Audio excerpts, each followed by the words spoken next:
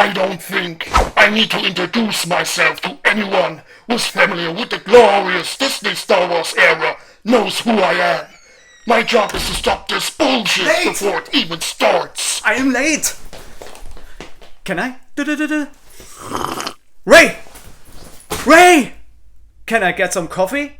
Thank you. So, what do we have? Alright, welcome to Patrick's Basement. In today's review, I presented you a figure that has already had a few years behind it. But for me, it symbolized that the ideal world of Star Wars was still in order at this point. We are talking about Obi Wan Kenobi from Episode 3. And between us, it's even the deluxe version. So, have fun!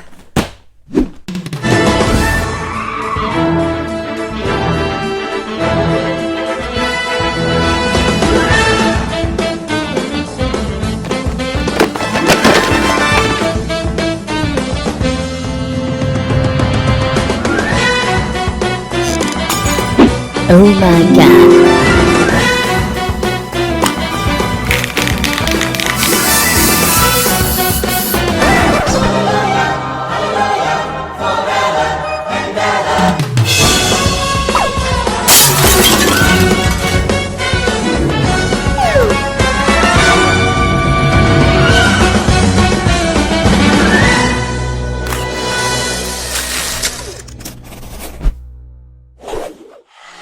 Let's start with the packaging, which is now Star Wars standard, a mixture of black and grey, only the image of the respective figure changes. In this case, of course, we see an image of Obi-Wan, who is already in a fighting position.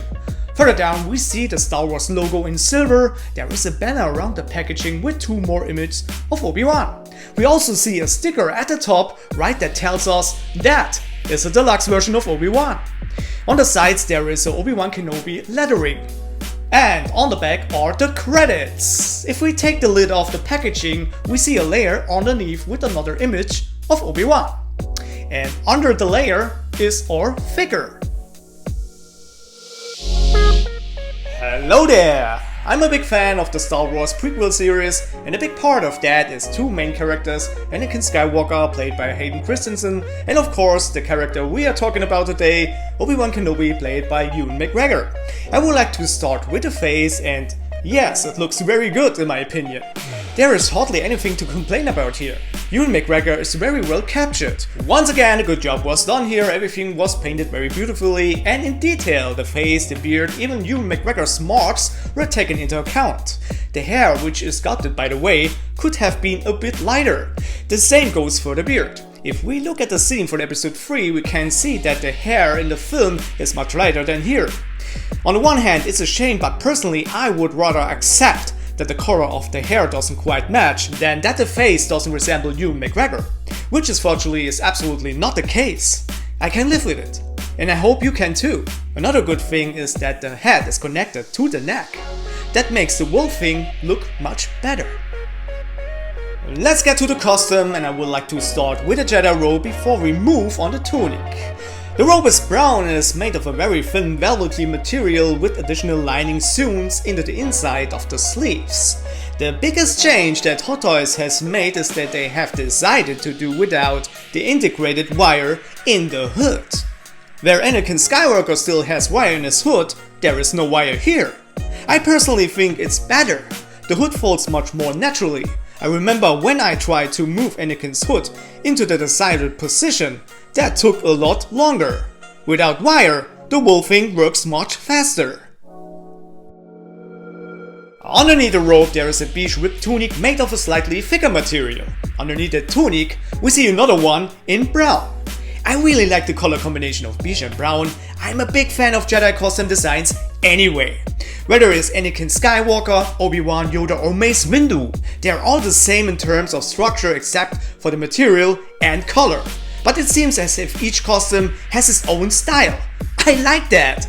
Only the sleeves here could have been a bit longer. I could be wrong, but in the film they looked a bit longer.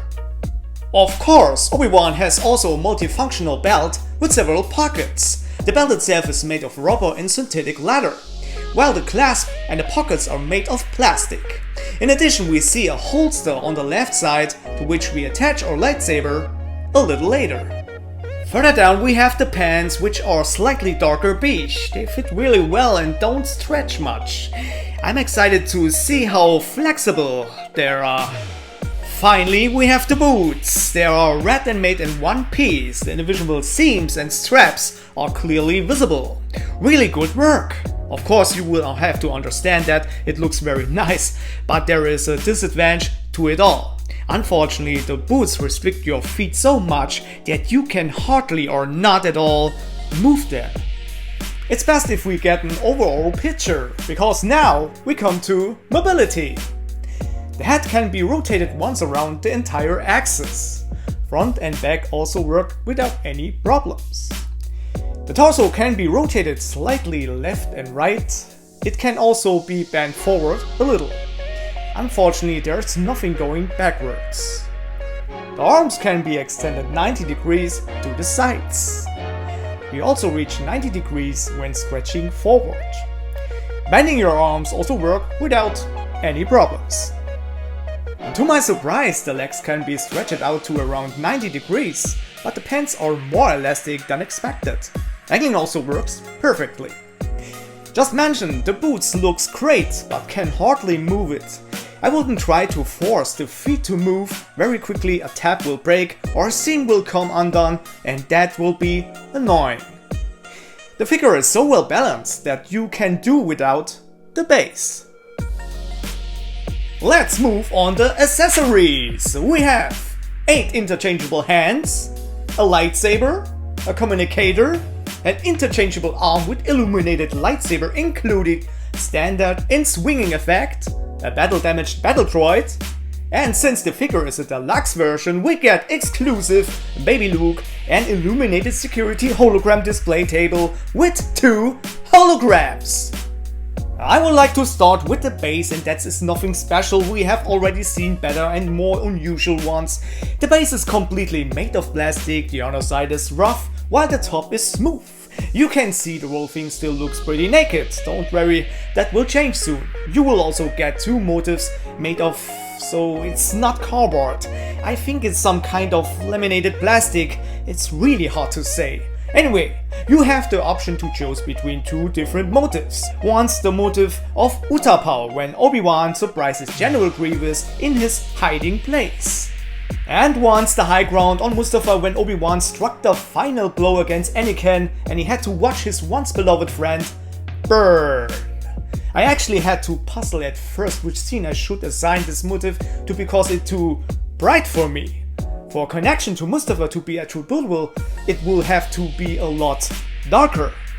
In any case, we place the desired motif on our base, put a pole on it, and that's it. Finally, we have a silver plaque with the Star Wars logo and the name Obi Wan Kenobi, which can be removed at any time if desired. Let's come to one of the most famous weapons of a Jedi, and it will of course be the lightsaber. I think Obi-Wan's lightsaber also has one of the most recognizable features you can imagine, even if it's kept simple by the black ribbed handle, the exposed neck, which the colors gold, bronze and silver can be found.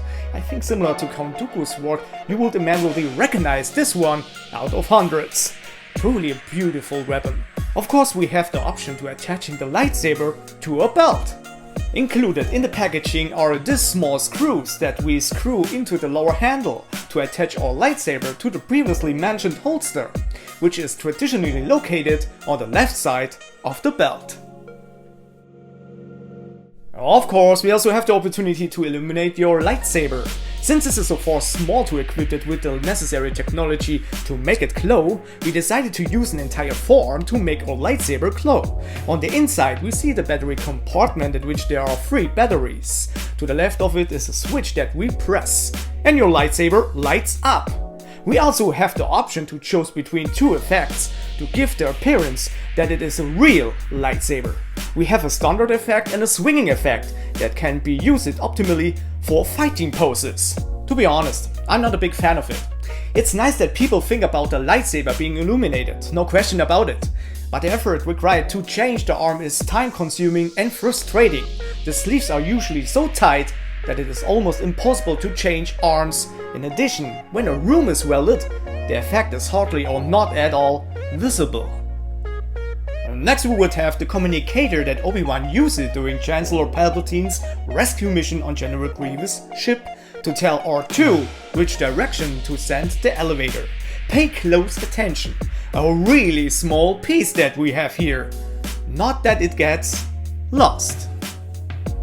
It goes without saying that several droids were scrapped during Palpatine's rescue mission. We get the remain of a battle droid, so to speak. There is no doubt that this droid was destroyed by a lightsaber. You can clearly see the interface of the lightsaber, which has gone clearly through the material of the individual parts. If you look closely, you can see how the armor is still glowing.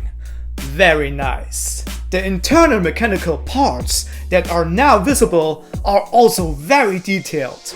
Really cool. As for the arm, you shouldn't try to bend it because it won't move. Now we come to two additional accessories that are exclusively included in the deluxe version. And that will be Luke Skywalker! Yes, you hit correctly, Luke Skywalker! Also in a slightly smaller form. We are already at the end of episode 3 at this point when Obi-Wan places baby Luke in the care of Owen and Beru Lars on Tatooine. The baby is completely made of plastic, including the blanket it was wrapped in. All made of plastic, but that doesn't make it any less beautiful. Just look at this little rascal.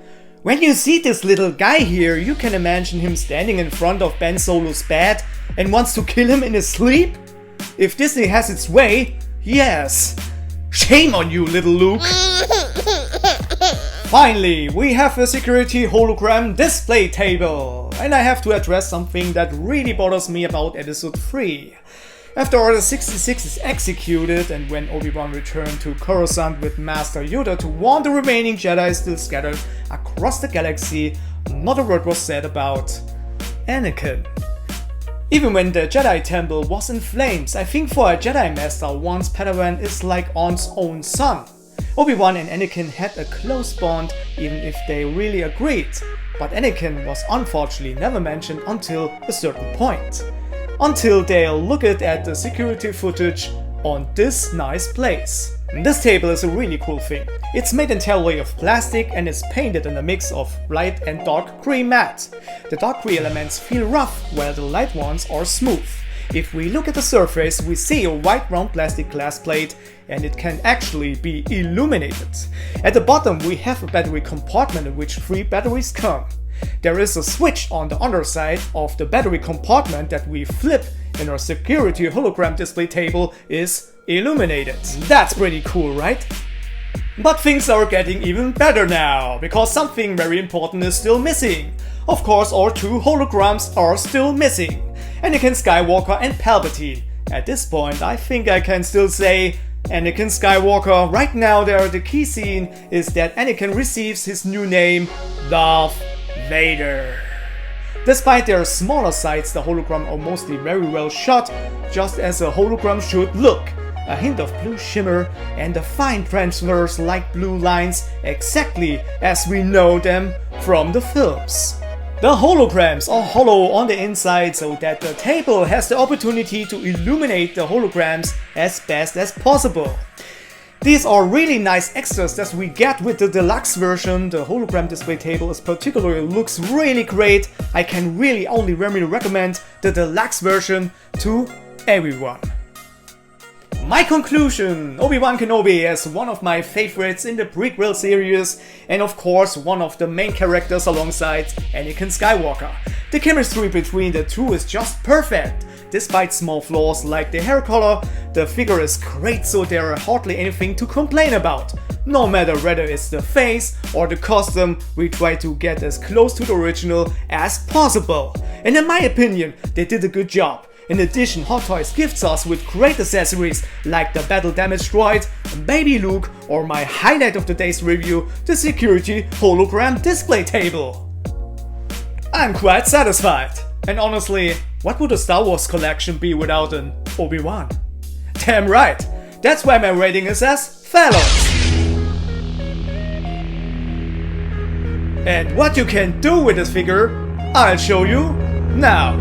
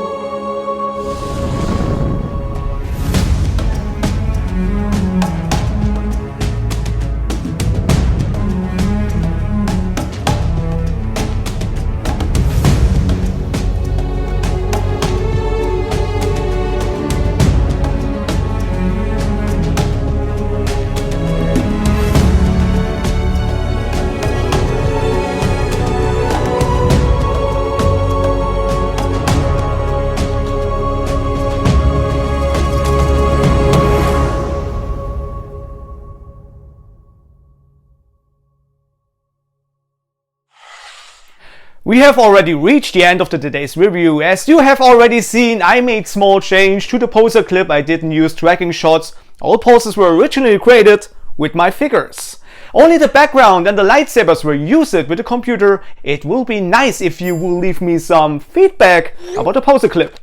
What do we have in the next review? In the next review, we return to Gotham City. I presented none other than Vengeance. We are, of course, talking about the Batman with Robert Pattinson. I can promise that will be a great review of a really great figure. But until that happens, all that's left to say is goodbye for now.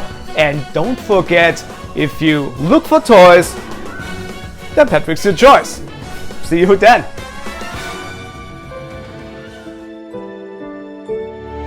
All that left to say is goodbye for now, and don't forget, if you look for toys, then Patrick's your choice.